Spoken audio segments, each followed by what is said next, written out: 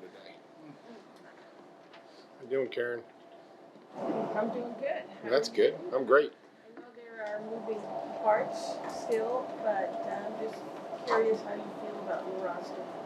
Well, I mean, again, you're correct in saying that there are some moving parts. I feel great about where we're at, but we'll continue to look for ways to improve and what we feel like from a personnel standpoint, but also looking for ways to improve on the field. Today will be an important day for us.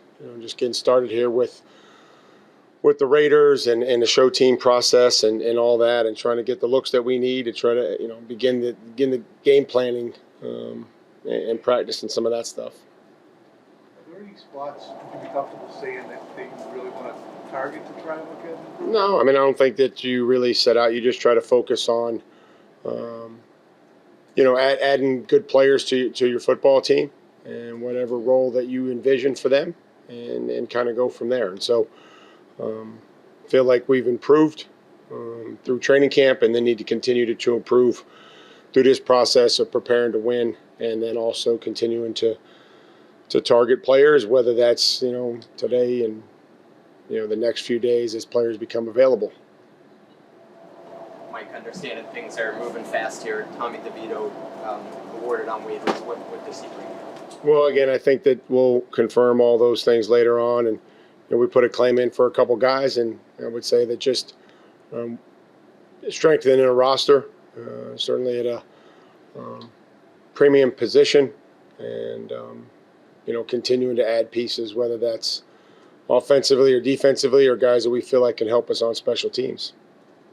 How much would somebody like Ryan's insight be valued with a player like that, having overlapped with him in New York? What insight?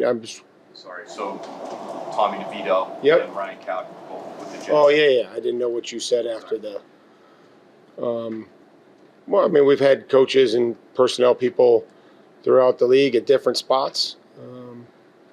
Whether that be me or Stretch or coaches or Ryan or anybody. I think that's just one part of the evaluation. Having some working knowledge of what the player's done in the building, how are they day to day, and we can all watch the performance and see what it looks like on the film, but the practice, the habits, how they are in the building, and how they prepare, and did they improve? I think those are some insights, whether it's this particular instance or if it's just somebody else that we're trying to target. So I think that can always help. It wasn't the main factor in this decision.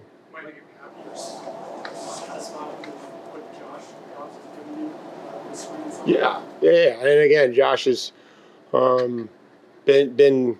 has settled down in the games. I think that there's been some mistakes, whether that was joint practice or practice, and we're all going to have mistakes, and then being able to settle down in the games and perform and operate. And again, each move that we'll make may not be an indication of what the players are at that position. I think it's just looking to strengthen the overall roster construction. How valuable and important has the practice squad become as it's evolved over the years? Well, we were laughing the other day when it was 53 players and 5 guys on the practice squad, and we actually practiced and functioned, and now we'll have 70, and we'll be wondering how we can practice with that many players. So what it's given you a good blend of having some veterans that may be able to go in right away and be elevated. It also gives you an opportunity to develop some younger players, which you'll see when that list comes out. So you'll be able to kind of recognize both of those, who you may need some more time and want to invest some more time into them, or a veteran that's played in this league and would be ready to go if we needed to elevate them. Along those lines, Mike, I wanted to ask about Braden Swinson, just given the draft status of 5th rounder. What type of camp did he have, and is he someone that we'll see on that practice squad list? So again, that'll be out at 4, and there's always tough decisions that we have to make.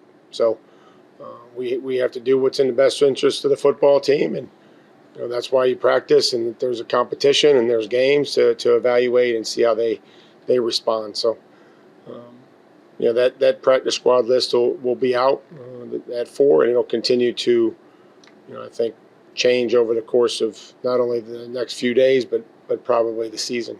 You guys ended up going with Andy as your kicker, Parker. I'm curious to get your perspective on how that kicking competition played out over the summer. Maybe I thought it was competitive. I thought Parker really improved from the spring to the summer, and I think just the entire body of work. We felt like Andy was going to be our kicker, and again, I appreciate Parker's competitiveness and how he worked, and I wish him well. And those are always difficult decisions, and again, we're gonna do everything we can to support Andy, and he knows he got to make them. That's the job of the kicker. You got to make them. So, and I expect that he will. You mentioned Josh Dobbs settling down a little bit when he got to the game, cleans up. Drake was very open the other day, has been, let's say, I got to settle down at the beginning of games. Sometimes I can go in tough. And I asked him what strategies that he would have for early in the game. He said, it's like basketball, you're going to get away. Do you help him with the strategies? Is that something you encounter, whether it's a linebacker or a quarterback? Well, I mean, I think that you have to, again, you have to prepare. Each player prepares differently for that game, and how you, what your emotion level is going into that game, and how it starts. And, I think that there's always something to be said for, getting into a rhythm. I mean, we can't throw a bunch of 2-yard routes to start the game, but I think that it's just getting into a rhythm and a flow, and,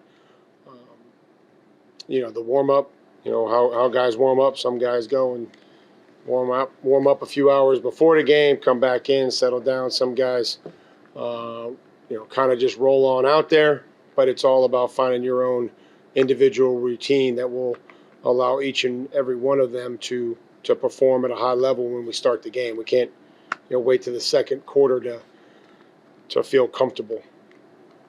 You talked about how difficult it can be to release guys and give them that news. On the flip side of that, how about some of the guys that, Chisholm, Marcus Bryant, telling them that they've made the team? How rewarding is that for you?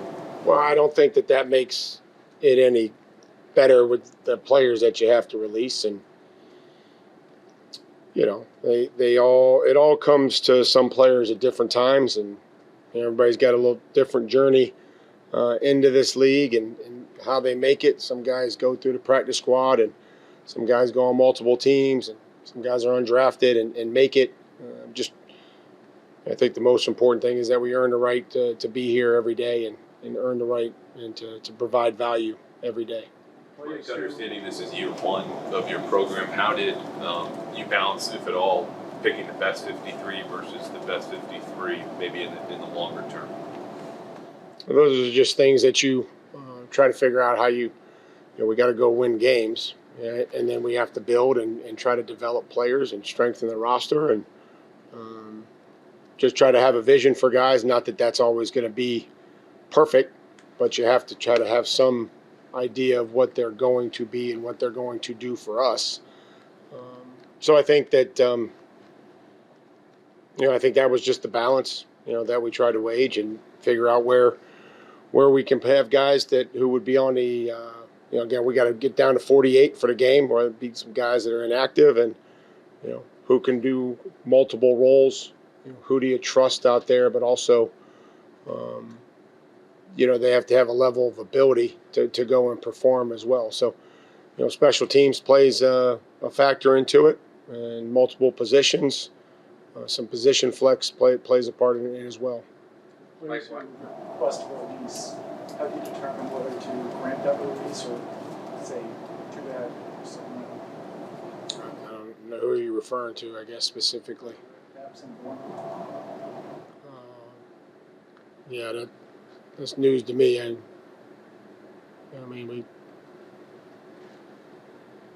I think that we just, again, try to put the roster together. I guess when it doesn't work out, you break up with somebody, your girlfriend doesn't want to be with you. and then you say, well, I don't want to be with you either. Again, I'm not going to get into all that. So was that? I just said I'm not going to get into it. It was just like you know what I mean? Like, we're not going to go back and forth here. We're trying to build a roster. You got to move on from some guys. You got to make connections with guys. You coach them. They earn opportunities. They get more opportunities. They take advantage of them, and that's kind of how these things go. Mike, with Kyle Duggar, why is he still a good fit for this roster? Because I think he's feeling better, and thought he had some really good snaps against New York, and I think he can help us and obviously find a role.